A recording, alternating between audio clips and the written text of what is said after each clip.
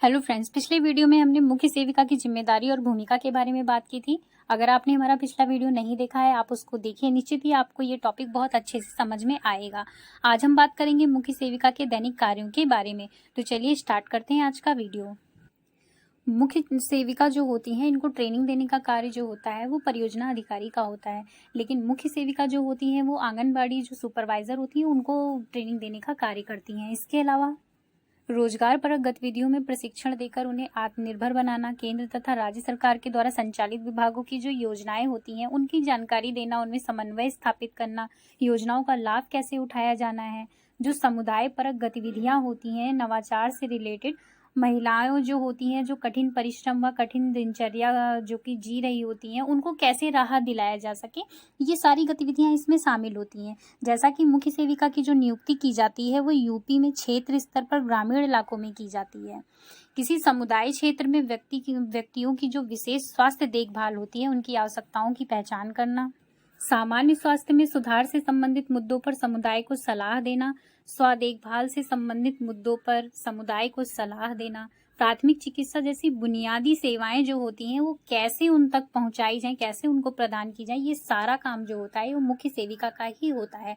सामुदायिक मुद्दे जो होते हैं, प्राथमिक चिकित्सा होती है, स्वास्थ्य सेवाएं होती हैं, कैसे उनकी जानकारी उन तक पहुंचाई जाए, कैसे उनका लाभ उन तक पहुंचाया जाए, ये सारे कामों का जो ब्यौरा होता है, ये सभी कार्यों का ब्यौरा मुख्य सेविका के द्वारा ही रखा जाता है। बच्चों की देखभाल, स्वच्छता का ध्यान कैसे रखना है, ये सभी कार्य इसी के अंतर्गत शामिल होते हैं। गर्भवती महिलाओं, नवजात शिशुओं तथा अन्य उच्च जोखिम वाले जो व्यक्तियों की प्रगति की निगरानी होती है, उनकी जरूरतों का आकलन करने के लिए घर घर का दौरा करना, लक्षित समुदाय के जो क्षेत्र होते हैं उनमें जो सदस्य होते हैं उनको सूचित करने के लिए जो फ्लायर्स होता है, उनको बाउचर्स दिए जाते हैं कि आप इनकी सूचना को जो है वो शैक्षिक दस्तावेज के रूप में वितरित करें। और साथ ही साथ उनका जो लेखा जोखा होता है वो समय समय पर उनको प्रेषित करें, जिससे कि वो उनके स्वास्थ्य में सुधार कर सके और जो भी लाभ उनको मिलना है वो उनको वहां तक पहुंचाया जा सके। इसके अलावा बचपन के टीकाकरण के महत्व के बारे में माता पिता को बताना और टीकाकरण सेवाओं को कैसे पहुंचाया जाए, यह सुनिश्चित करने के लिए सामुदायिक समूहों को सलाह देना, नैदानिक जांच से संबंधित जो मुद्दे होते हैं समुदाय को सलाह देना, जैसे स्तन कैंसर की जांच, मधुमेह की जांच आदि। महिला जो पुरुष जो शिशु होते हैं, महिलाओं, शिशुओं और बच्चों सहित जो सामाजिक मुद्दे होते हैं, इन सब की भी पहचान कराई जाती है उसमें। मुख्य सेविका के जो लक्ष्य के प्रति प्रदर्शन होते हैं, इनकी निगरानी की जाती है और प्राथमिकता वाली जो योजनाएं होती हैं उनकी समीक्षा पर ध्यान केंद्रित करती है। कस्बों और शहरों में रहने वालों की तुलना में जो गांव के स्तर के लोग होते हैं उनमें ये समस्याएं अधिक होती हैं। तो मुख्य सेविका का ये कार्य होता है कि समस्याओं की पहचान करें और इन समस्याओं को जो है जल्द से जल्द हल करने का प्रयास करती हैं।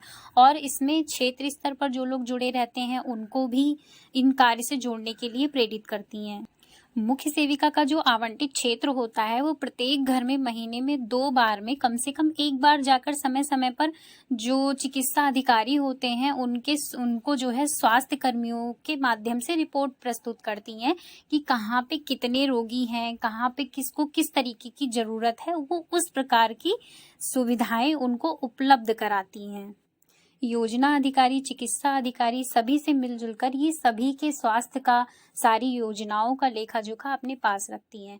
तो ये था हमारा आज का वीडियो। आई होप आपको बहुत अच्छे से समझ में आया होगा।